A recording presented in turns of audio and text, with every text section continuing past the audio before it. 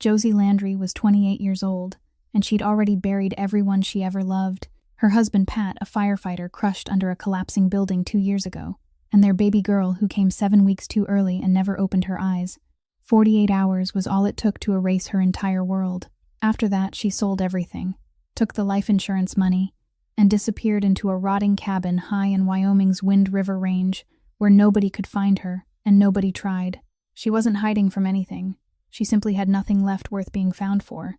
The only creature that kept her breathing was Titan, a 4-year-old Neapolitan Mastiff, 130 pounds of slate-gray, wrinkled muscle, who looked like something carved from stone, and mourned just as quietly as she did. Titan never played, never wagged, never barked without reason. He just lay across the cabin door each night, like a gargoyle standing watch over the last broken thing his dead master left behind. So when old Dorothy Pemberton called on the satellite phone one October afternoon, begging Josie to check a rental cabin 5 miles deeper in the mountains before the worst blizzard of the season buried everything alive, Josie didn't want to go, but she owed Dorothy, and she'd learned that small debts are the only kind worth honoring when you've lost everything else. She loaded Titan into the truck and drove through snow that was already swallowing the road. The Aspen cabin was dark and dead, no car, no lights, and Josie was about to turn around when Titan lost his mind. The dog, who never flinched at thunder or gunshots or coyotes, threw himself against the truck window, howling and clawing like something inside that cabin was screaming at a frequency only he could hear. She let him out, and he hit the front door so hard the hinges groaned. Inside, the air was wrong, freezing but thick with the smell of blood and expensive leather and foreign tobacco.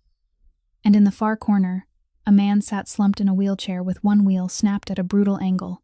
He was tall, even collapsed, broad-shouldered with black hair and a jaw that could have been cut from granite. A tattoo wound up his forearm, too deliberate, too intricate to be anything but a mark of belonging, and his clothes, a cashmere vest over a blood-soaked shirt, cost more than Josie's truck. He looked up at her with eyes black enough to swallow light, and rasped that he'd been in a car wreck, that his friend left for help and never returned, that he couldn't feel his legs. Josie didn't believe a single word, but the blizzard was already a white wall outside, and leaving a man to freeze wasn't something she could carry on top of everything else. So she hauled him into her truck and drove him home.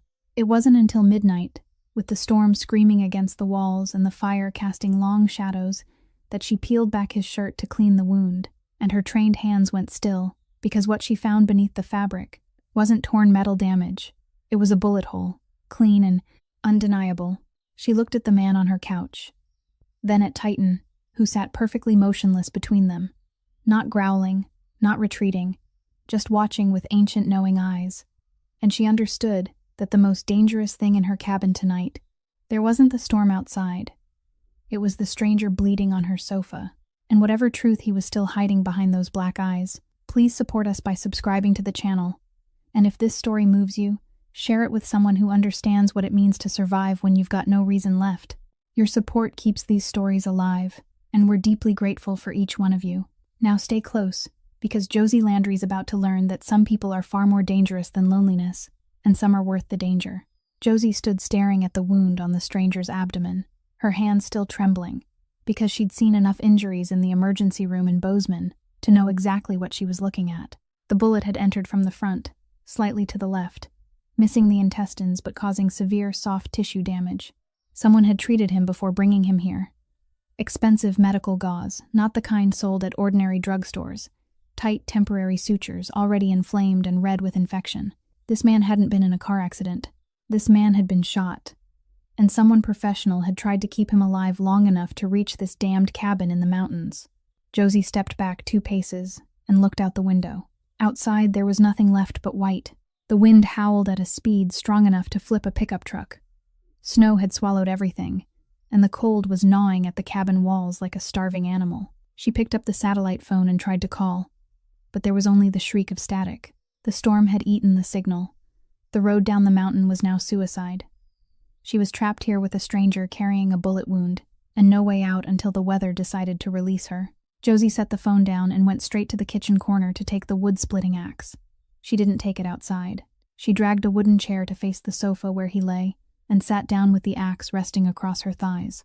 Titan lay directly in the only path from the sofa to the door. The dog wasn't asleep. His eyes were open and bright in the firelight, tracking every smallest movement the man made. Josie thought that if he woke up and tried anything, he'd have to get through 60 kilograms of dog before reaching the axe. She didn't know which would stop him, but she knew she wouldn't hesitate to use both. The night stretched on without a bottom. The fire crackled in the hearth, and the wind screamed through the gaps in the wood, carrying skin cutting cold. He began to delirium around 2 o'clock in the morning. His temperature spiked from infection. Sweat soaked the blankets, even though the cabin was near freezing. He thrashed and started to speak. Not English. Italian. His voice was hoarse and torn, but the cadence was sharp with command, as if he were standing in the room instead of writhing on her torn sofa. He called a name over and over, Frankie, sometimes pleading, sometimes furious, as if calling someone back. Then his voice shifted, dropping low and thick with violence, and he growled another name through clenched teeth, Carmine, followed by Italian words Josie didn't understand, but didn't need translated to know they were a promise to kill. She sat motionless in the chair, hands clenched around the axe handle, listening to the man on her sofa threaten someone's life in a fever dream, and she wondered what she'd brought into her home. Around 4 o'clock in the morning, his fever rose so high that he began to seize lightly. The nurse instinct in Josie wouldn't let her sit and watch, even as her mind screamed that this wasn't her responsibility. She set the axe on the floor within reach and knelt beside the sofa. She cut away the old gauze that had begun to stick to his skin with medical scissors from the first aid kit. The wound was inflamed, yellow pus gathering along the suture line. She flushed it with saline and forced him to swallow 2 antibiotic pills with water, even though he was nearly unconscious and most of it spilled down his chin. As she cleaned his abdomen, she saw clearly what the firelight hadn't shown her before. A tattoo on his right arm ran from wrist up beneath his sleeve. Not a cheap tattoo. Not decorative. The lines were exquisitely precise, like a family map carved into skin, the kind of tattoo that meant history, lineage, class. She also noticed the watch on his left wrist that she hadn't removed.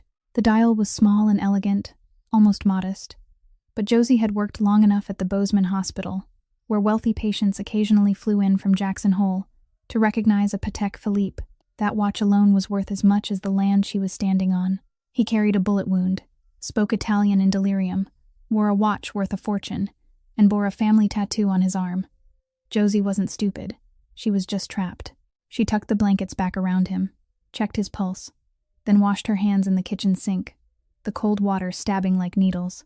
When she returned to the chair, her gaze stopped at the fireplace mantel. There, between 2 old candles never lit, sat a tiny pair of white shoes, newborn size, the smallest the hospital carried. The shoes her daughter had never gotten to wear. Josie looked at the shoes, then at the man on her sofa, and thought about how this cabin had once held only her grief, her dog, and the silence she'd traded everything to earn. Now there was a blood-soaked stranger on her sofa, and she didn't know whether tonight was the night she saved a life or the night she'd just invited death to step through her door. He opened his eyes just as daylight arrived, but the light meant nothing because outside the window there was still only a wall of blinding white snow. The first thing he saw wasn't Josie or the cabin, but Titan, the Neapolitan Mastiff sitting less than a meter away, pale yellow eyes fixed on his face without blinking. He'd woken up in dangerous places his entire life, from dark alleys on the south side of Chicago to back rooms of clubs the police wouldn't dare enter, but never had he opened his eyes to find a creature that looked carved from volcanic stone, calmly standing guard over him with the patience of something that knew it could tear him apart and was simply choosing not to. He didn't move. Survival instinct honed over 9 years at the top of the Mafia food chain told him to stay still and assess before doing anything else. The cabin was small, rough wood, low ceiling, a fireplace burning down to embers, the smell of old coffee and damp pine in the air. The sofa beneath him was worn but clean, the blanket over him warm, the bandage on his abdomen freshly changed. Someone had taken care of him through the night. Then he saw her. She sat on a wooden chair opposite him, an axe resting across her thighs, a mug of coffee in her hand, watching him with the cold calm of someone who hadn't slept and had already made every decision that mattered. She was small in an oversized old plaid flannel, brown hair loosely tied and messy, her face pale and thin, but there was nothing weak in those blue-gray eyes. He knew instantly she wasn't someone he could intimidate. He swallowed, his throat raw, and forced his voice out, weak but steady. "Thank you. I think I died last night." He tried to sit up, grimaced as the wound pulled, then looked down at his legs on the sofa with a practiced helplessness. "I still can't feel anything," he said hoarsely, his hand touching his thigh as if checking whether his legs were still there. Josie said nothing for a few seconds. She took a slow sip of coffee, then set the mug on the floor. She said, "The bullet wound in your abdomen doesn't look like a car accident." Her voice wasn't loud or soft, not angry or afraid, just a fact delivered the way test results are read. She continued, "The sutures on your abdomen were done by someone skilled. The gauze is clinical grade and not sold in regular pharmacies. And someone gave you morphine before you were brought here, because your pupils were still constricted when I checked last night." Silence. The fire crackled. Wind screamed over the roof.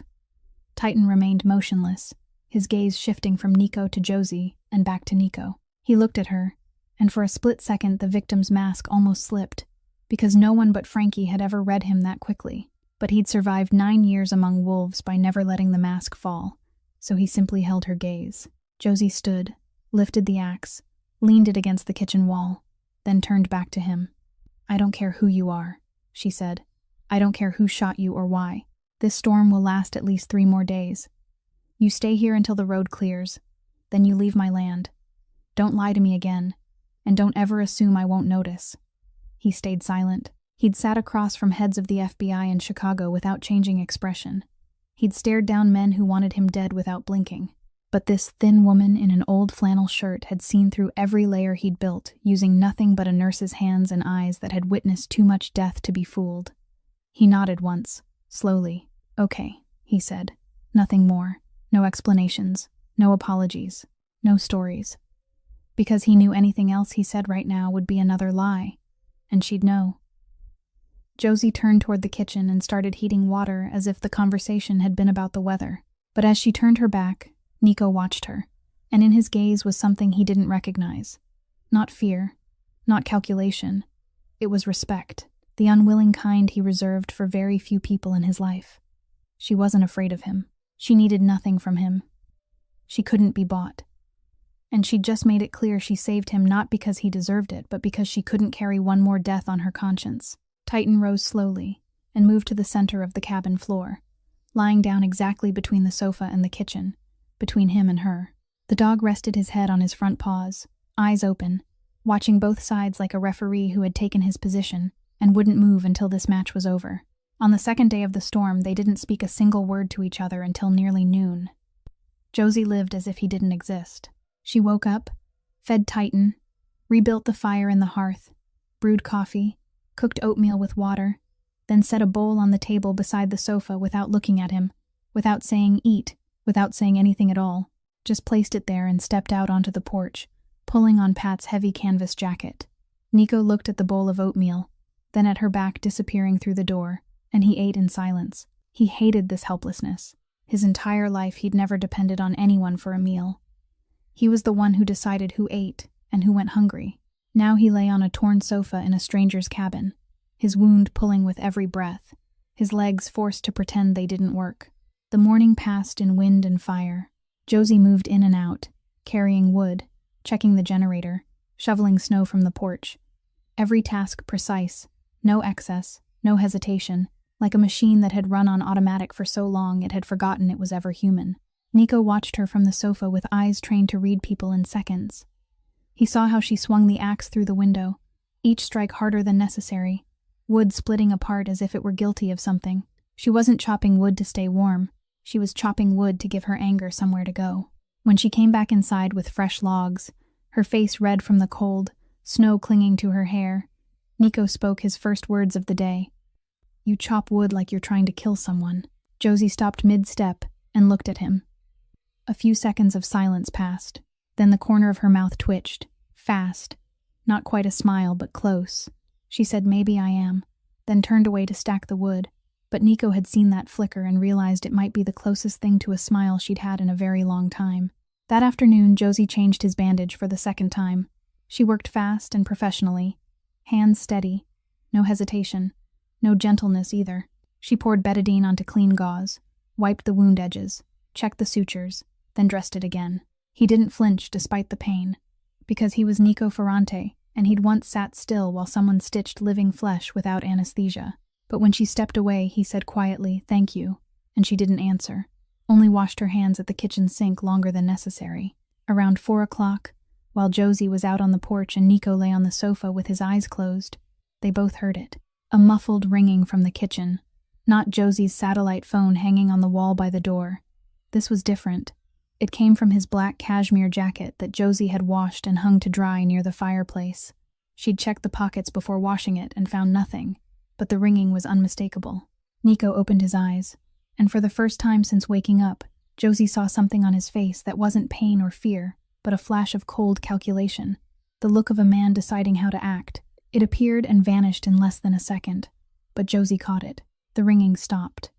The silence that followed was heavier than before. Josie stepped into the cabin, looked at the jacket, then at him. She didn't ask what had rung. She didn't search the jacket. She just looked at him with eyes that said, "I know, and you know that I know." Then she turned away. From that moment, the air in the cabin changed. Before, it had been the silence of two strangers trapped together. Now it was the silence of two people measuring each other. Josie knew someone out there was looking for him, and the phone hidden in the lining of his jacket was his thread back to the world he came from. He wasn't an abandoned victim. He was hiding, and someone was searching. The only question was how dangerous the one searching was. That night, Josie cooked canned bean soup with bread. She set his bowl on the table beside the sofa, like she had that morning. But this time, she ate at the kitchen table instead of going out to the porch, still a room away from him, but closer than the day before. Titan lay in the center of the floor, still in his referee position, but his heavy gray tail had angled slightly more toward Nico than it had the day before, though the dog probably didn't know it. Outside, the storm still howled and the second night began, but this time Josie didn't hold the axe when she sat down to keep watch. She held a mug of coffee. It was the smallest change possible, but in a small cabin buried in snow, where a woman who had died inside 2 years earlier sat across from a man she knew was dangerous, the smallest change could sometimes be the biggest. The third day, the storm weakened but didn't end. Snow still falling thick, while the wind howled less and more gray light filtered through the windows, as if the sky were deciding whether to spare them yet. Josie changed his bandage in the morning like the 2 days before, but today something was different. For 2 days, she'd kept the minimum distance. Hands efficient, eyes on the wound, and never on his face, as if he were only a case to manage and not a human being. But this morning the wound needed closer inspection, because the sutures showed signs of tension from his moving more during the night, and she had to sit closer, one hand holding the edge of the gauze while the other used a small flashlight to examine the suture line. The space between them narrowed to less than the width of a hand, and Josie could smell his skin beneath the betadine, not expensive cologne anymore because it had washed away after 3 days of fever and sweat, leaving only the scent of human skin, warm and alive. And it made her realize that for 3 days, she'd tried to treat him like an object that needed handling rather than a person. But at this distance, she couldn't pretend anymore. He realized it too. He lay still, staring at the ceiling while she worked. But she knew he felt every movement of her hands, because his breathing changed each time her fingers came close to the wound. She finished checking the sutures. They hadn't split. The inflammation had eased. The antibiotics were working. She was pulling the fresh gauze into place when she stopped. She didn't know why, she asked. Maybe because the distance was too close to keep indifference intact. Or maybe because 3 days of silence had grown heavy enough to need breaking with something. "Who shot you?" she asked, her voice light, almost a whisper, as if the question slipped out on its own. Nico didn't answer right away. He kept staring at the ceiling, and seconds passed long enough that Josie thought he'd stay silent like always. Then he said, his voice lower and rougher than usual, "The person I trusted most." 4 words and nothing more, but Josie understood them more deeply than any long explanation could reach, because she knew that feeling too. Not being betrayed by a stranger, but by life itself. By the very things she trusted turning away. She believed her husband would always come home after every shift, but he didn't. She believed her body would hold on to her child, but it couldn't. She believed that if she did were good, life wouldn't take everything, but it did. The person I trusted most. She understood without needing him to say anything else. She secured the bandage carefully and stood, but this time she didn't turn away right away. She stood beside the sofa for 1 breath longer than necessary before leaving, and Nico recognized it as the closest thing to an acknowledgement that she'd truly heard him. not with her ears, but with her own scars.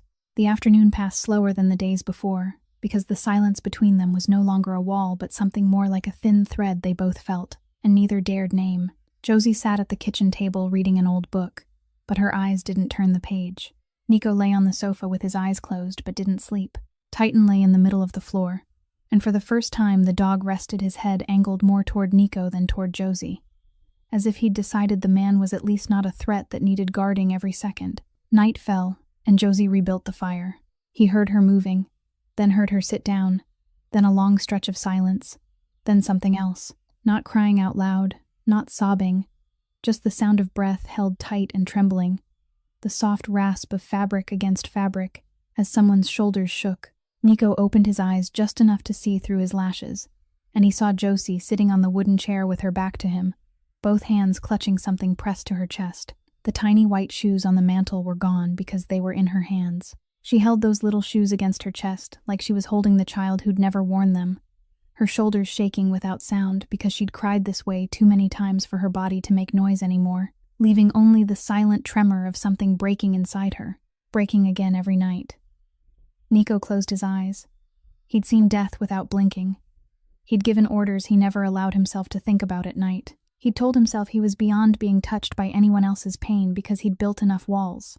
But the image of a thin woman holding her dead child's newborn shoes in a cold cabin buried in snow cut through every wall he had. His chest tightened in a sharp, brief pain that wasn't from the bullet, but from something he thought had died long ago, proving it was still alive. He lay still, pretending to sleep, until Josie put the shoes back on the mantel, wiped her eyes, and returned to the chair, hugging her knees and staring into the fire. Nico understood then that this woman wasn't living in this cabin. She was only existing here, waiting until she had the courage to stop existing altogether, and that thought frightened him in a way a gun to his head never had. On the morning of the 4th day, the storm eased. Not completely over, but the snow had stopped falling and the wind only whistled lightly through the pine tops instead of howling as it had for the past 3 days.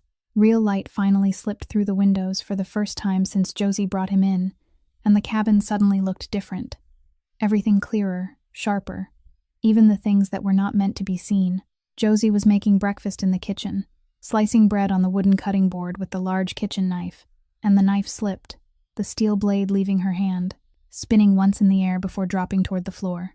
She did not have time to react when Nico caught it, his right hand shooting out from the sofa as fast as a red-necked snake striking prey, fingers closing perfectly around the handle, the blade stopping half a forearm length above the wooden floor. Then silence, the kind of silence that froze the entire room inside it. Josie stood in the kitchen looking down at him. He lay on the sofa with his hand still holding the knife in midair, and those dark eyes looking back at her. He knew he had just exposed himself. That reflex was not the reflex of a man in a wheelchair, not the reflex of an accident victim. It was the reflex of someone who had used his hands to keep himself alive thousands of times, until the body acted before the mind. He slowly set the knife down on the floor and pushed it toward her, as if returning something that did not belong to him. Josie picked the knife up without saying anything and turned back to the kitchen, continuing to cut the bread, but her hand tightened around the handle more than before, and Nico knew she had added another line to the list of things that did not add up about him. By midday, Titan did what the dog had restrained himself from doing for days. He rose from his place in the middle of the floor, walked straight to the sofa where Nico sat leaning back, and began to sniff. Not a passing greeting sniff, but a thorough, deliberate one. His nose pressed close to Nico's right leg, then to the left, from knee to calf to ankle and back up again, slow as if reading a report written in scent. Nico did not move. He knew that any reaction now could make this 60-kilogram dog decide he was a threat. Titan finished sniffing his legs and turned to the folded wheelchair propped against the wall, inhaling along the handles, the metal frame, the broken wheel. Then the dog lifted his head and looked at Nico with pale yellow eyes, and began to grow restless, circling the sofa, then returning to the wheelchair, then back to Nico's legs, nose twitching constantly. He knew. These legs and that wheelchair did not belong together. The scent on Nico's legs was the scent of working muscle, the sweat of an active man, not the smell of atrophy and dead skin of someone truly paralyzed. Josie stood in the kitchen watching the entire scene, and she said nothing, but her eyes narrowed. In the afternoon, when Nico slept because the antibiotics still left him drowsy, Josie did what she had wanted to do since the first day. She took the black cashmere vest that had dried on the line and brought it to the kitchen table, then began to inspect every seam. The first day she washed it, she said she found nothing in the pockets. But that day, she had washed it by hand in the dark and had only checked the 2 outer pockets. Today, under the light, she searched more carefully, and she found it. A hidden zippered compartment inside the lining, so refined that one would have to know it was there to find it. Inside were 3 things. The first was a satellite phone, smaller and many times more expensive than hers. This was the source of the chirping sound from yesterday. The second was a bundle of cash, all $100 bills, tightly wrapped in a waterproof nylon bag. Josie did not count it, but by sight she estimated at least $20,000. The third was a small photograph, worn and creased, folded into quarters and pushed deepest into the pocket. The photo showed an older man wearing a gray 3-piece suit, silver hair slicked back, a stern, commanding face with black eyes identical to the ones now closed on the sofa. On the back was a handwritten line in Italian that Josie could not read. She turned the photo over and looked again. This was his father, she was certain, because those eyes could belong to no one else. She laid all 3 items on the kitchen table and looked at them. A hidden satellite phone meant he always had a way to contact the outside world but chose not to use it, or had not yet, or was waiting for the right moment. A large amount of cash wrapped for water meant he had prepared to run in advance. A photograph of his father hidden deepest meant it was the most important thing he carried, and there was nothing else. No identification, no driver's license, no credit cards, not a single piece of paper proving he existed in any system. This man had been erased, or had erased himself, from the world. Josie slipped all 3 items back into the hidden compartment, zipped it closed, hung the vest back in its place, then sat down at the kitchen table with both hands wrapped around a cup of cold coffee. She looked over at Nico sleeping on the sofa. The gunshot wound, the combat reflexes, the family tattoo, a watch worth more than the land she lived on, Italian muttered in delirium, whispered threats, bundled cash, and a photograph of a father without a name. All the pieces stacked on top of each other, and Josie did not need to fit them all together to know the whole picture.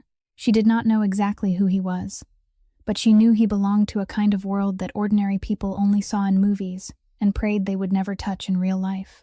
Titan walked over and lay down beside Josie's feet, resting his head on her shoe, his eyes still fixed on the sofa, and she understood that the dog was telling her in the only way he knew that he had put that picture together long ago as well. More than 1,000 miles to the east, in the top-floor penthouse of a building in Chicago's Gold Coast, Carmine Benedetto sat in the chair that 4 weeks earlier had still belonged to Nico Ferrante. He was a 50-year-old man, with a coarse, heavy face, a bull-thick neck, gold rings on every finger as if he needed to remind the entire world that he had power, even though the truth was that he had stolen that power through betrayal. The penthouse overlooked Lake Michigan, but Carmine wasn't looking at the lake. He was staring at the laptop on the glass table where his tech man, a young guy named Paulie, was laying out the results of the trace. Frankie Taglioni had used a satellite phone to call a number registered under a shell company to book a cabin in Wyoming.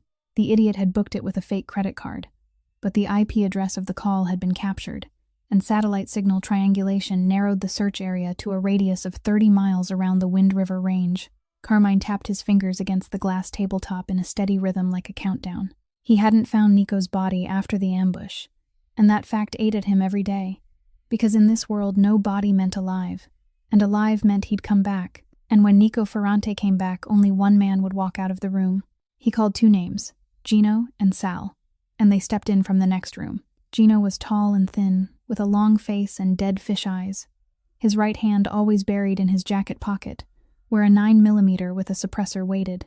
Sal was shorter and broader, with a short neck and rounded shoulders, the kind of man who looked like a boulder when he sat down but moved with terrifying speed. They were Carmine's scalpels, used when something needed to be cut clean and silent. Carmine said Wyoming, Wind River Range, find the cabin within a 30-mile radius of this coordinate, and bring me his head, and it wasn't a metaphor. Gino and Sal took a night flight from O'Hare to Riverton, followed Highway 26, then turned into the mountains in a black SUV rented at the airport. It would take them 2 days to narrow the area and find the right cabin, but they would find it, because that was what they were best at. Back at the mountain cabin that night, Josie woke well past midnight, not because of the wind, not because of the cold, but because of a voice, very low and very quiet, coming from the sofa. She lay in bed in the small bedroom, the door cracked open because she never closed it fully so Titan could move in and out. She sat up slowly, looked through the gap, and saw Nico sitting upright on the sofa, his back straight, no trace left of a helpless, disabled man. He was holding the satellite phone to his left ear, the same phone Josie had found in the lining of his vest that afternoon, the phone he'd taken back after she hung the vest in its place. His voice was completely different, no longer hoarse, no longer careful with words. It was the voice of command, low, clipped, sharp like a freshly honed blade, every sentence short, every word carrying the weight of consequence. He spoke in English mixed with Italian, and even though Josie didn't understand everything, she caught enough. He called Frankie by name and told him to arrange movement within 48 hours. He talked about money, about people, about territory, with the tone of a man used to deciding other people's fates before breakfast. Then he said one sentence entirely in English, and Josie heard every word clearly. "If Carmine sets foot here, then we both know what will happen. So you arrange it, Frankie, before I arrange it myself." His voice when he said it was calm to the point of making her skin crawl, calm in the way of someone who'd said similar things too many times to need emotion anymore. Josie stood behind the cracked door, and for the first time since she'd brought him home, she was truly afraid. Not the vague fear she'd felt 3 days earlier when she discovered the gunshot wound, but a sharp, clean fear like broken glass. For 3 days, she'd slowly begun to see him as a wounded man, a lost soul, a hurting human being, and she'd let the distance between them shrink bit by bit. But the man sitting on her sofa at midnight with that voice wasn't lost. He was a predator, the kind you don't keep in your house because one day it remembers what it is. Nico ended the call, tucked the phone into the sofa cushion, and lay back down, and within seconds he was once again the weak, disabled man on the sofa, as if the call had never existed. That transformation was so fast and so smooth that it chilled Josie more than the content of the call itself, because it meant he'd been acting for 3 days, not because he had to, but because he was good at it. And if he was that good, then all the moments she'd believed were real between them could have been just another part of the performance. Josie backed away, lay down on the bed, pulled the blanket up to her chin, her eyes open and fixed on the dark ceiling. Titan lay on the floor beside the bed, lifted his head to look at her, and let out a soft, low whine, as if asking what was wrong. Josie placed her hand on the dog's head, and for the first time since Pat died, she wished she didn't live alone up here. Not because of loneliness, but because she'd just realized she was trapped on a snowy mountain with a monster who knew how to wear human skin, and she wasn't sure she was strong enough to survive the encounter. On the morning of the 5th day, Josie woke with the decision that she needed to get out of the cabin, not to run away, just to breathe air that didn't have him in it, even for a single hour. She'd barely slept the night before, the image of Nico sitting upright on the sofa, speaking on the phone in the voice of someone who held life and death in his hands, looping in her mind every time she closed her eyes. That morning she passed through the living room without looking at him, without saying anything. Simply set the bowl of porridge on the table beside the sofa out of habit. Then put on her canvas jacket, grabbed the axe, and stepped outside. The storm had fully cleared. For the first time in 5 days the sky wasn't a blank white, but a pale gray broken by thin gaps where light slipped through. Snow still reached her knees, but the path was beginning to show under the weak sun. Josie walked to the woodpile behind the cabin and started splitting logs, each strike of the axe a question she didn't dare ask out loud. "Who are you really? Strike. What was that call last night? Strike. Who is Carmine? Strike. And why? Why did she let him get close enough that she was afraid? Strike." She split about 20 logs before stopping to wipe sweat from her forehead despite the biting cold. She looked at the pile of wood, then up at the sky, and thought the road would clear soon and he would leave and everything would go back to how it was, her and Titan and the silence and the small shoes on the hearth. The thought should have brought relief, but it didn't. She gathered an armful of wood and headed for the front door faster than she'd planned, because of the cold and because she wanted to stoke the fire. She pushed the door open with her shoulder, stepped inside, and froze. Nico was standing, not sitting on the sofa, not lying down, not in the wheelchair. He was standing in the middle of the living room, both feet on the wooden floor, one hand gripping the back of the sofa, the other braced on the edge of the table. His face was twisted with pain, as the abdominal wound pulled when he straightened. But those legs, the legs he'd said he couldn't feel, were bearing his full weight, steady on the floor. He was practicing walking, slow and careful. From the sofa to the table, from the table toward the fireplace. Each short step undeniable proof that everything he'd said about his legs was a lie. The bundle of wood slipped from Josie's arms, logs crashing to the floor, the sound shattering the silence like a gunshot. Nico turned. Black eyes met gray-blue eyes, and time stopped. No one spoke for several heartbeats. Titan, lying in the corner, lifted his head and growled, the low sound vibrating in his massive chest. But the dog didn't rise or lunge. He growled like he was saying finally, rather than reacting to a new threat, because Titan had known. The dog had known from the first day, when he'd sniffed Nico's legs and paced restlessly. He knew these legs weren't dead. He'd just been waiting for the humans to catch up. Josie stared at him and everything collapsed at once. The gunshot that wasn't a car accident, the reflex that caught the knife, the family tattoo, the Patek Philippe watch, the bundled cash, the phone hidden in the lining of the vest, the voice of command at midnight, and now, perfectly functioning legs. Every piece snapped into place and the full picture emerged, brutal and clear. He'd lied to her from the very first second. Everything. "Get out of my house," she said, her voice cold and hard like the frozen ground outside. Nico straightened, let go of the sofa, and faced her. And for the first time, he wasn't playing any role. The mask of the victim was gone. The mask of weakness was gone. There was only him, standing in the middle of her cabin on strong legs he'd used to deceive her for 5 days. "My name is Nico Ferrante," he said, his voice no longer hoarse or weak, but deep and clear, each word falling heavy as stone. "I'm from Chicago." Josie didn't recognize the name, didn't react, because her world didn't intersect with his. He looked at her and said in the flattest voice he could manage, "I'm the thing you should be afraid of. I've done things you don't want to hear about. I pretended to be paralyzed because if anyone realized who I am, I'd die. And anyone near me would die too." That last sentence cut into Josie like a blade, not because she was afraid of death. She'd nearly chosen it herself 2 years earlier. But because she saw Pat in those words. Her husband had been near danger. He'd gone into a burning building. He hadn't come back out. "Anyone near me will die." She'd heard a version of that sentence when someone knocked on her door at 3 a.m. to tell her Pat wasn't coming home. "The road will clear soon," she said, her voice shaking not from fear but from anger. "You leave as soon as you can walk." Nico nodded once, slow, without excuses, without explanations, without asking forgiveness, because he knew there was nothing he could say now that would fix what had just shattered. Josie bent down and picked up the fallen logs one by one, stacking them back on the rack slowly, and he saw that her hands were trembling, but she kept going, because that was how she dealt with everything in her life. You keep working. You keep picking up the wood even when the world collapses around you. Titan stood, walked over to Josie, and pressed his heavy head against her hip, staying there like a brace.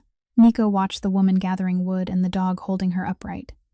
And he understood he'd just broken something she'd taken a very long time to build, even though it was so fragile it barely existed at all.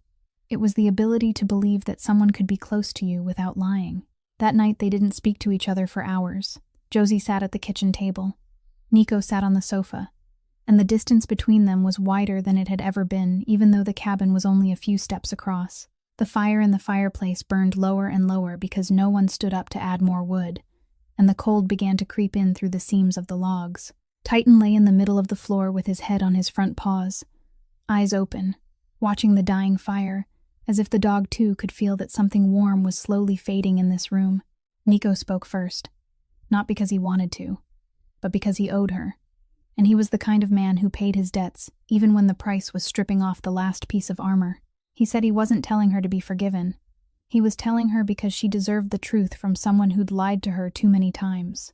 Josie didn't turn to look at him, didn't say go on, and didn't say stop. She just sat there, and her silence was the only permission he was going to get. He told her in a low, slow voice, without embellishment, and without searching for pity. His father had been shot dead in the family restaurant in Little Italy when Nico was 27. 3 bullets fired by a man his father had called a friend. Nico had been sitting across from him, watching his father fall, watching blood spread across the white tablecloth. He hadn't been able to do anything. After the funeral, he was placed on the throne not because he wanted it, but because if he didn't sit there, 200 families who depended on the Ferrante Empire would be swallowed whole by men waiting like vultures. 9 years. He said the words as if they weighed as much as a lifetime. 9 years on that throne. 9 years making decisions that followed him into his sleep. 9 years turning himself into someone his father wouldn't recognize. He said his father had been a better man than he ever was, and they'd killed him anyway. So Nico decided that kindness was a luxury he couldn't afford. He paused, staring into the dying fire, then added that Carmine, the man who'd shot him, was the lieutenant he'd trusted most in those 9 years. The man who'd eaten at his table and called him brother before aiming at his stomach and pulling the trigger. Josie sat and listened without turning around, but her hand had loosened from the cold coffee cup at some point without her noticing. The silence stretched.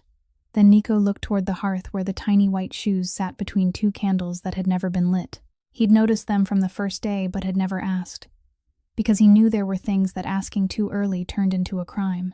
Tonight, after he'd stripped himself bare, he felt he had the right to ask, not out of curiosity, but because he wanted her to know he truly saw her pain, not just glanced at it. "Those shoes," he said softly.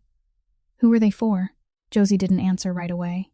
Her shoulders stiffened and Nico thought she wouldn't speak, but then she began, and her voice when it came was unlike any he'd heard from her before. It wasn't cold, it wasn't hard, it wasn't controlled. It was thin and light, as if it might shatter, because it carried the weight of something she'd never said out loud to anyone. She told him about Pat, her husband, a firefighter who was 29, who always carried extra candy in his jacket pockets to give to children in the houses he flooded with hoses. She said he ran into a collapsing building because there were children crying inside, and he never ran back out. She said she was 7 months pregnant when 2 of Pat's colleagues knocked on her door at 3 in the morning, and she knew before they spoke because firefighters didn't come to a colleague's home at 3 in the morning to bring good news. She said the shock sent her into labor 7 weeks early, and her baby girl, Lily Rose, was born in the emergency room of the same hospital where Josie used to work, and the baby never opened her eyes. 48 hours, Josie said, her voice almost gone. 48 hours from losing her husband to losing her child. Then she went on, and this was the part where her voice truly broke for the first time in front of another person since she'd come up the mountain. She told him about the bottle of sleeping pills. 3 months after the funeral, she sat on the kitchen floor of her old apartment in Bozeman, poured the pills into her hand, and swallowed them one by one. She said she didn't want to die. She just wanted the memories to stop. But the two were more alike than she'd thought. A neighbor found her because Titan barked without stopping for 4 hours until someone broke the door down. She woke up in the hospital with an IV in her arm and a scar on her wrist where the vein had become badly infected from lying there too long. She said after that she sold everything, bought this cabin, and came here not to live, but to find a place to stop. Nico sat without moving. He was a man who'd watched his father die at a dinner table without crying. He was a man who'd ordered things that couldn't be spoken aloud without his face changing. But sitting now on a torn sofa in a dim cabin, listening to a thin woman talk about 48 hours that took everything from her and a bottle of pills on a kitchen floor, he felt something in his chest crack, in a way that couldn't be repaired. He didn't say he understood, because he wouldn't dare compare his pain to hers. He didn't say he was sorry, because sorry was too small. He said she was braver than anyone he'd ever met, including himself. Josie turned to look at him for the first time since he'd begun speaking, her eyes red and wet, and she didn't wipe them. She looked at him as if weighing whether his words were real or just the next mask. Then she saw his eyes, and she knew. Those dark eyes weren't cold or calculating or performing. They were wet, not enough to spill into tears, but enough for Josie to understand that what she'd just shared had reached a place in him he hadn't known still existed. No one said anything else. Josie stood, went to the fireplace, added 2 logs to the fire, then returned to the kitchen table and sat down again. But this time, she turned her chair to face the living room instead of turning her back. It was the smallest change possible, but Nico noticed, and he understood. Then Titan did something the dog hadn't done since Pat died. He rose from the middle of the floor, walked slowly to the sofa, and placed his massive, wrinkled head on Nico's thigh. That was all. No licking, no whining, no wagging tail. Just resting his head there and closing his eyes as if he'd found a second place in the world where he allowed himself to rest. Josie watched Titan lay his head on the lap of the man who'd deceived her, and she didn't call the dog back. She just sat there, watching the fire come back to life in the hearth, and somewhere very deep inside, in the place she'd believed had died on the kitchen floor in Bozeman, something tiny and fragile, like a candle catching its first spark, began to glow again. 2 days after that night, the snow had melted enough for the dirt road down the mountain to emerge beneath a heavy layer of brown mud. Josie needed to go down to the town of Lander for supplies, because the food cupboard had run dry after nearly a week of feeding 2 people, instead of 1. She stood at the door, pulling on her canvas jacket, car keys in hand, looking at Nico sitting on the sofa. He wasn't pretending to be paralyzed anymore, his right leg propped on the small table, but he also wasn't walking around because the abdominal wound still didn't allow much movement. She said she was going to Lander for about 3 hours. He nodded and looked at her with an expression she couldn't fully read. She called Titan to the truck, but the dog did something strange. He jumped onto the passenger seat, then jumped down, then up again, then down again, eyes darting between the cabin and Josie, restless. She'd never seen him hesitate like that, but she didn't have time to think. She patted her thigh and called him again, and Titan finally jumped into the truck, his tail tucked tight between his hind legs. The road down the mountain was slick and slow. Josie drove carefully through the muddy stretches, and 3 hours later, she was on her way back with the truck bed full of canned food, bread, medical gauze, and fresh antibiotics. She was on the final dirt stretch, less than half a mile from the cabin, when Titan exploded. The dog, who'd been lying still on the passenger seat, suddenly sprang up like a coiled spring, his whole body rigid, eyes locked toward the cabin, and he growled. This wasn't the warning growl from the first day when he'd sniffed Nico. This was a growl from deep in his chest that vibrated the seat, low and long and so feral that Josie instinctively slammed the brakes. Then she saw it through a gap between the pine trees. A sleek black SUV was parked in front of her cabin. It was new and clean. The plates weren't from Wyoming, and it sat in the muddy clearing like a predator from another world that didn't belong there. Josie killed the engine immediately and rolled back into a blind curve behind the trees about 200 meters from the cabin. Her heart pounded as her hands tightened on the steering wheel. Titan was clawing at the door, desperate to get out, but she grabbed his collar and pulled him back, whispering for him to stay quiet. Titan whined but obeyed, lying down on the seat, his whole body trembling with restraint. Josie thought fast. She opened the storage compartment beneath the back seat, where she kept Pat's Remington 700 hunting rifle. She'd bought it for him for his last birthday, and after he died she hadn't sold it because she didn't sell anything that had been Pat's. She'd just put it away, but she knew how to use it because Pat had taught her to shoot every fall when they went deer hunting outside Bozeman. She checked the magazine, 5 rounds loaded, then opened the truck door as quietly as she could. She ordered Titan to stay in a voice barely above a breath, and the dog stayed on the seat even though every part of him wanted to follow. Josie slipped into the trees, stepping on patches of remaining snow and aiming for the mud to dull her footsteps. She circled behind the cabin and approached from the kitchen window. Her heart was pounding so loudly she could hear it in her ears. She pressed her back to the wooden wall, leaned her head, and looked through the edge of the window, and the blood in her veins turned to ice. Nico was sitting on the sofa, his face swollen and bruised, blood running from a split eyebrow down his cheek. He'd been beaten. 2 men stood in the living room of her cabin. One was tall and thin with a long face and cold eyes, holding a handgun with a suppressor aimed straight at Nico's forehead. The other was shorter and broader with a thick neck, holding a phone pointed at Nico, the bright screen showing a video call in progress. A voice came from the phone, loud enough for Josie to hear through the thin glass, speaking English with an Italian edge, saying, "Nico, Nico, Nico. I told you. Nobody runs forever." Then laughing and adding, "Let me see his face," when the bullet goes into his head. Gino, the man holding the gun, stepped closer, the muzzle less than a handspan from Nico's forehead. Nico sat upright on the sofa, his face bloodied, but his eyes were impossibly calm. He stared at the gun without blinking or shaking. He'd lived 9 years knowing this day would come, and he'd promised himself that when it did, he'd look straight at it. Then his eyes flicked to the right for a single fraction of a second, toward the kitchen window, and he saw her. The brown canvas jacket, the dark hair, the barrel of the hunting rifle. Josie. And for the first time in his life, Nico Ferrante sat in front of a gun and felt fear. Not fear of the bullet about to tear through his skull, but fear that the woman outside that window would do something reckless, would risk her life to save a Mafia boss she didn't even know was worth saving. He looked straight at Gino and said calmly, loud enough for Josie to hear, "Shoot if you want, but I'm the only one here. There's no one else. Don't waste time searching." He was speaking to Gino, but he was begging Josie, begging her to leave, begging her not to step into that room. because he could survive a bullet, but he couldn't survive it if she died because of him. Sal, holding the phone, laughed and said Carmine wanted a clearer shot of his face, stepping closer to adjust the angle of the screen. Gino chambered around, the metallic click sharp and cold in the small cabin like the sound of bone snapping. And outside the window, Josie Landry, the woman who'd wanted to die 2 years earlier, held her dead husband's hunting rifle, her hands shaking but her eyes steady, and she was making a choice.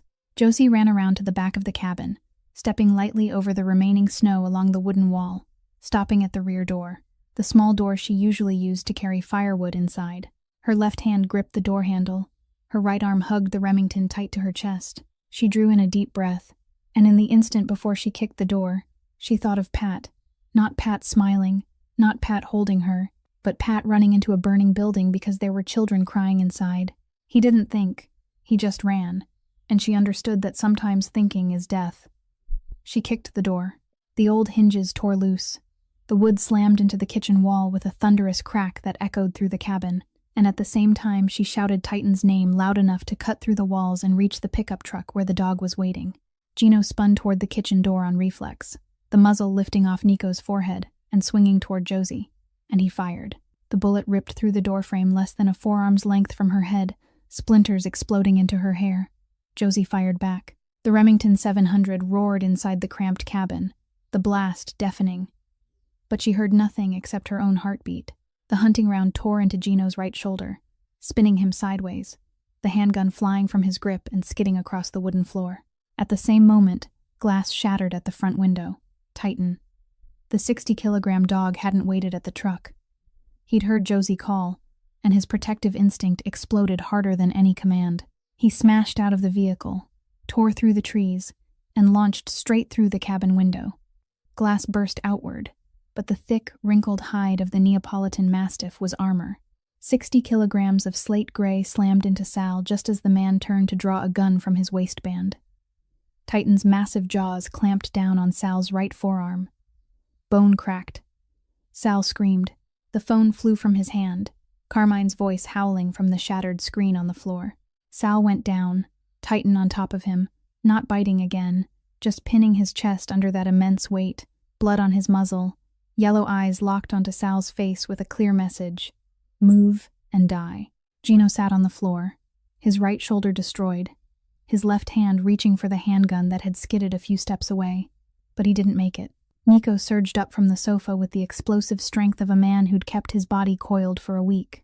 The abdominal wound pulled hard, his face tightening with pain, but he didn't slow. 2 long strides, and he was on Gino, his foot grinding down on the man's left wrist, pinning it to the floor, and Nico bent to pick up the handgun.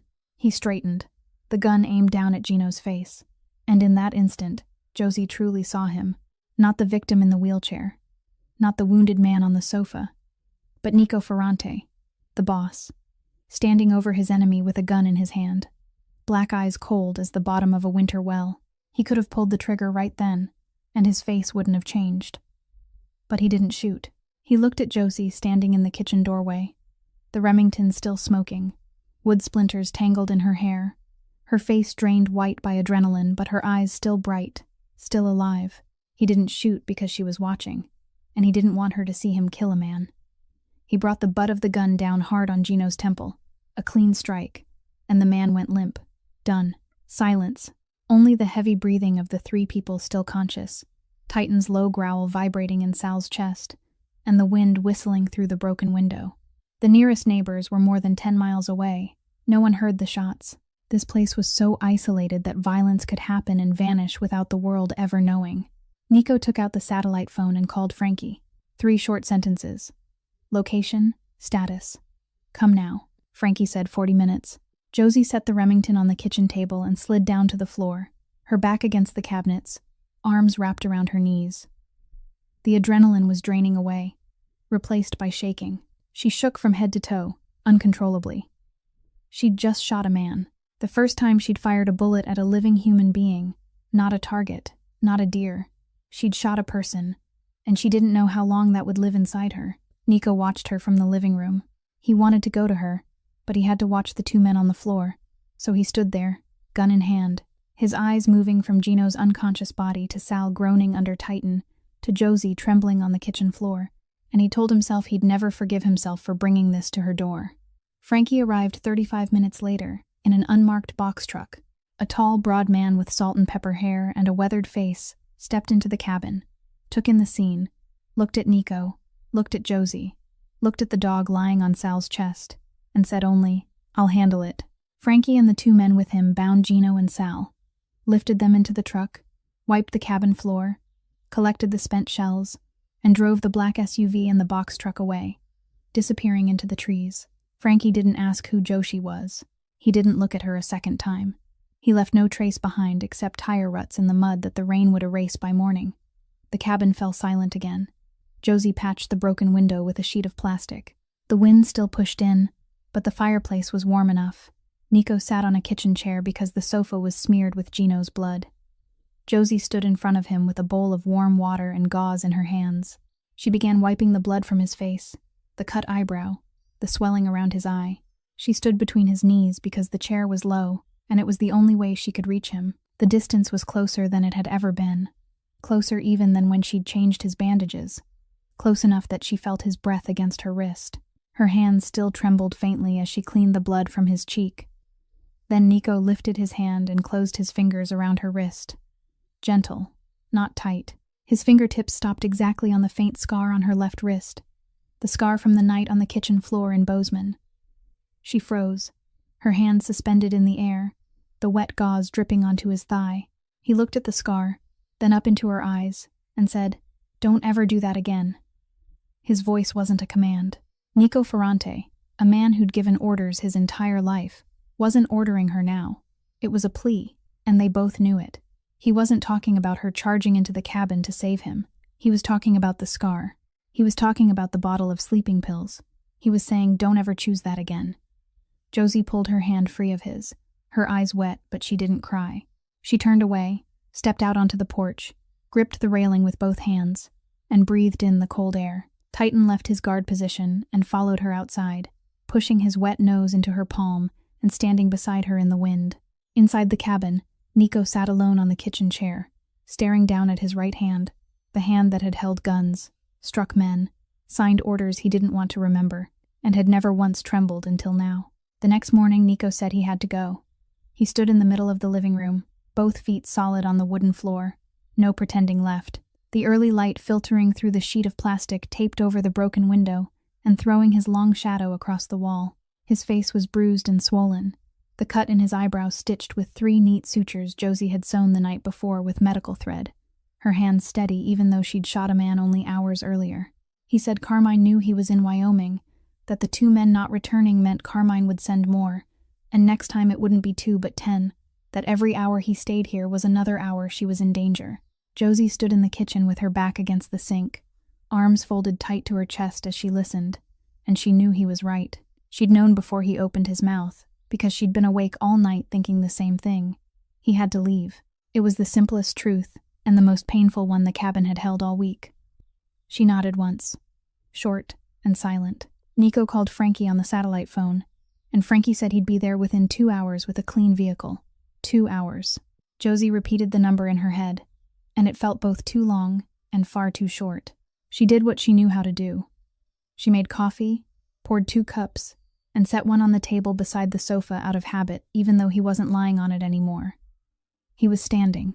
He was walking. He was gathering the few things that belonged to him. The satellite phone went into his pocket. The Patek Philippe went back onto his wrist. Then he stopped and looked around the cabin as if committing it to memory.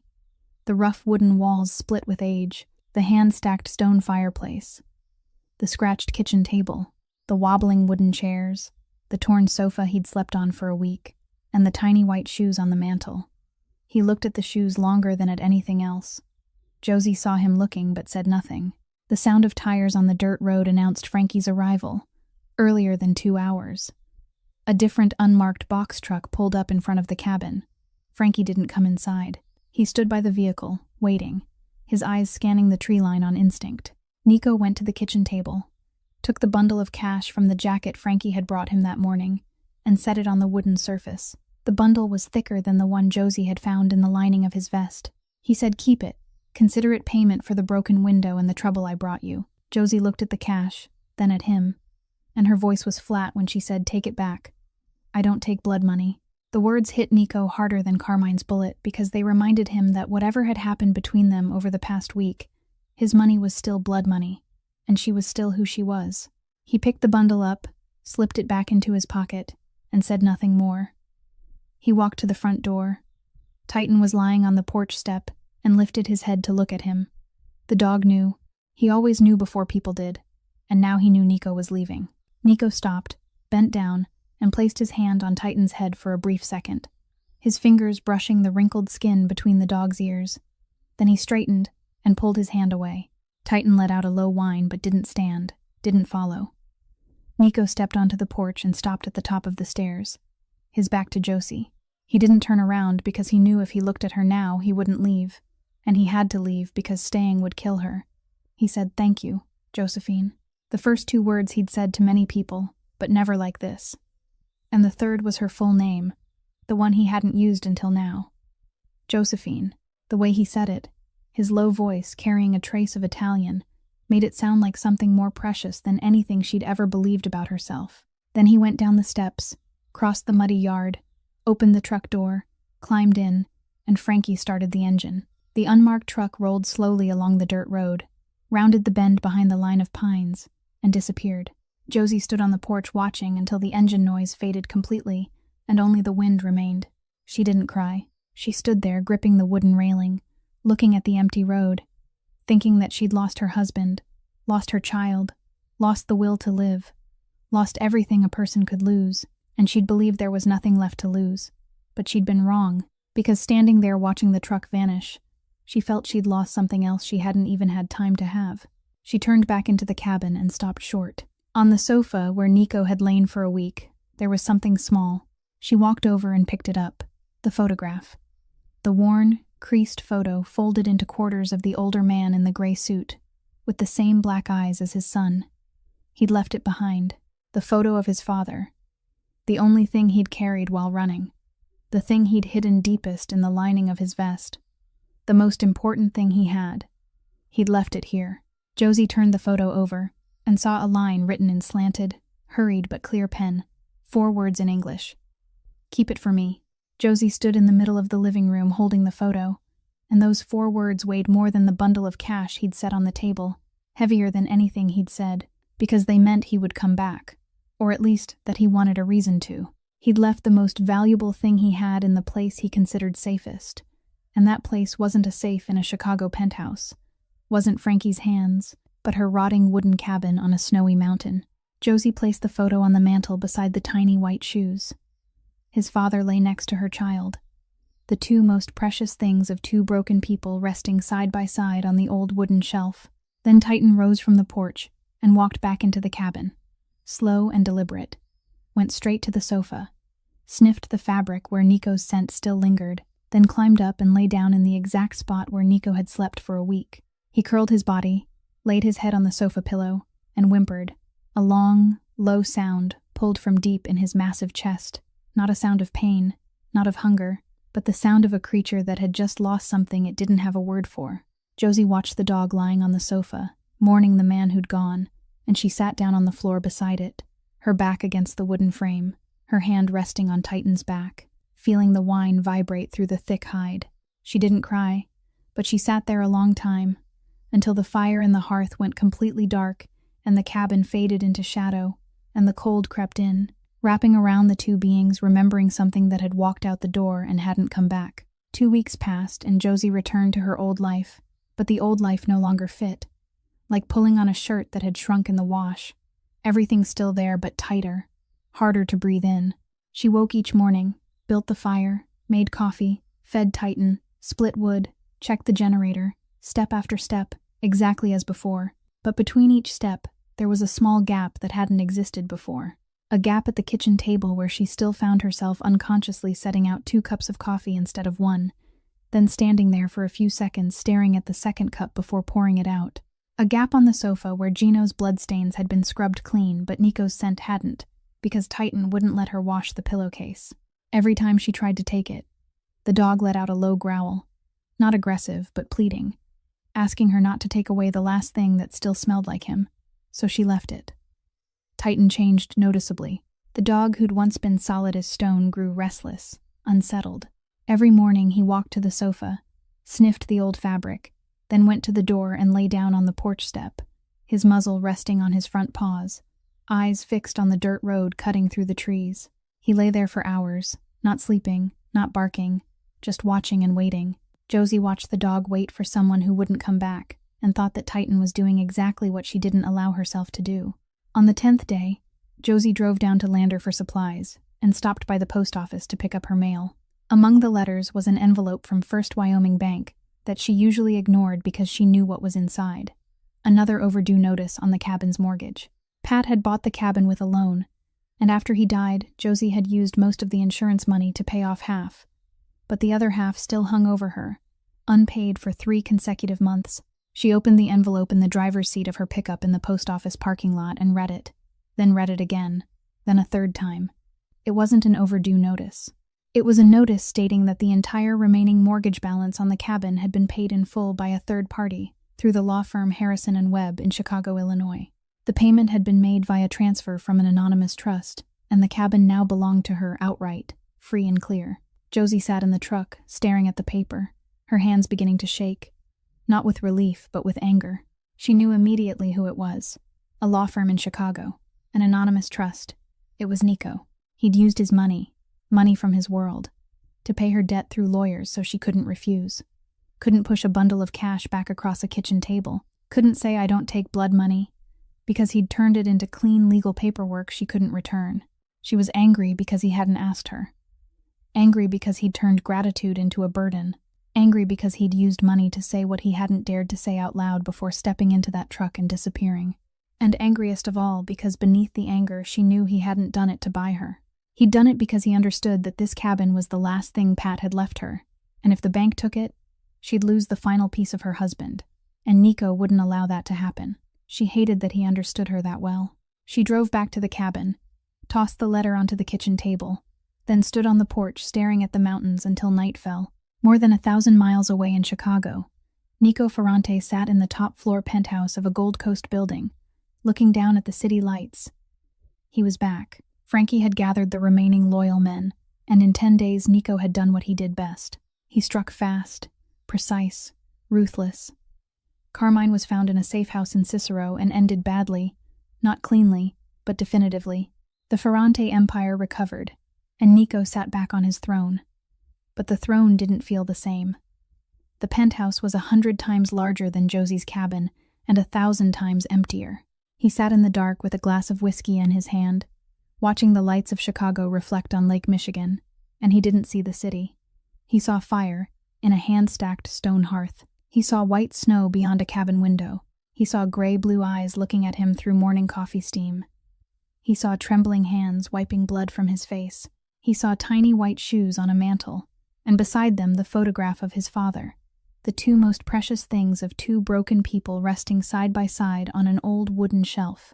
Frankie came into the room and said everything was stable, territory secured, lines running again, and Nico nodded, then asked a question Frankie didn't expect.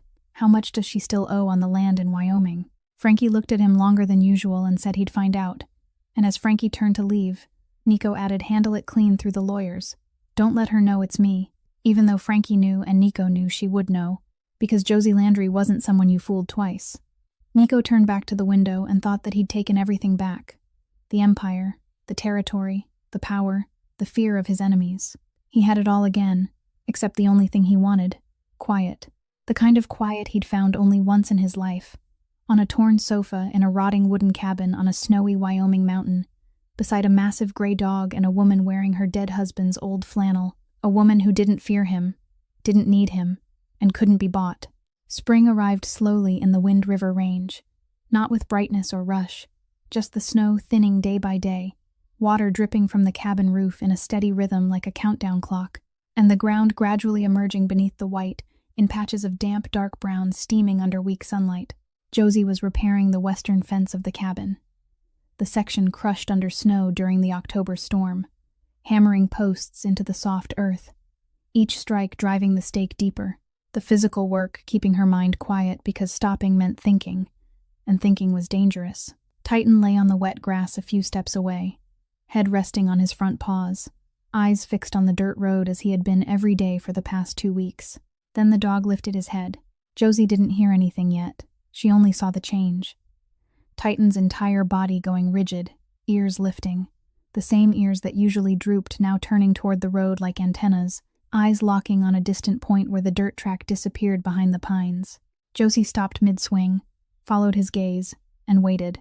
Then she heard the engine. Not the familiar sound.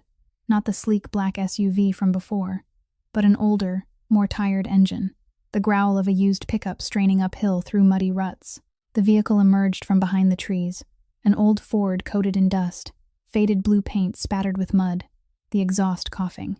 This wasn't a car of power, not a car of money, not a Chicago Mafia boss's car. It was an ordinary vehicle.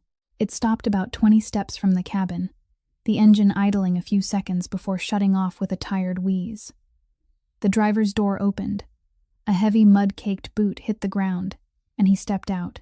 Nico, but not the Nico Josie remembered. No cashmere vest, no Patek Philippe, no neatly styled black hair of a boss.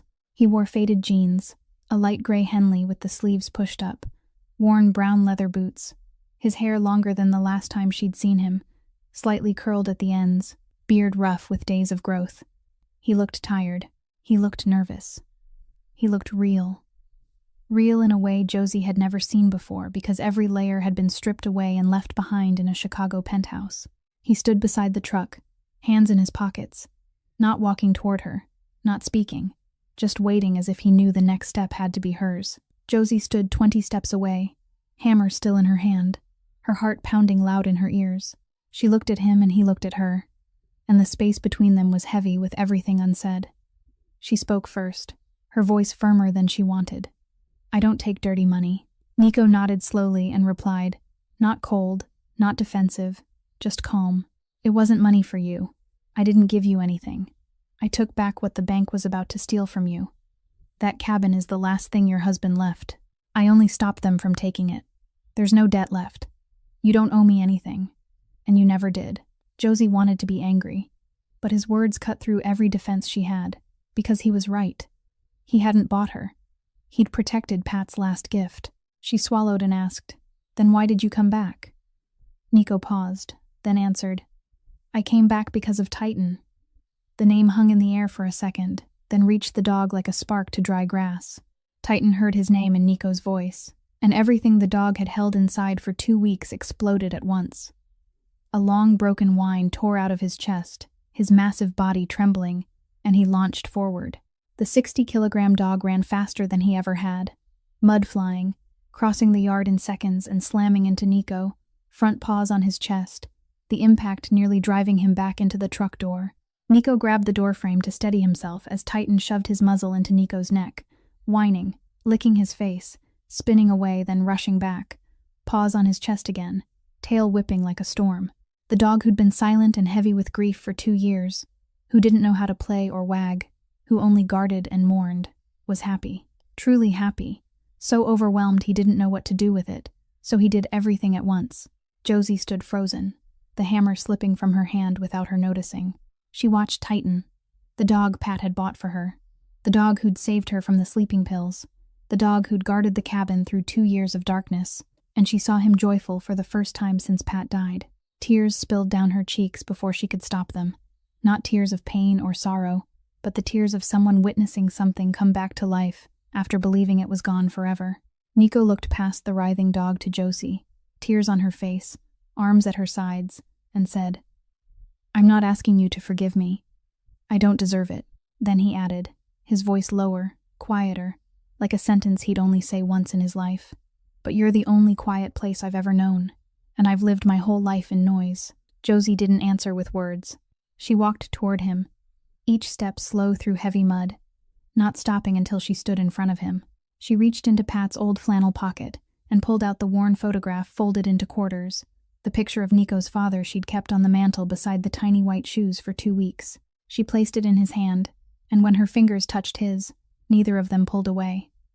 Her fingers were cold, his were warm. They stood there for one breath, then another. Titan stopped circling and lay down between them, resting his head on Josie's foot.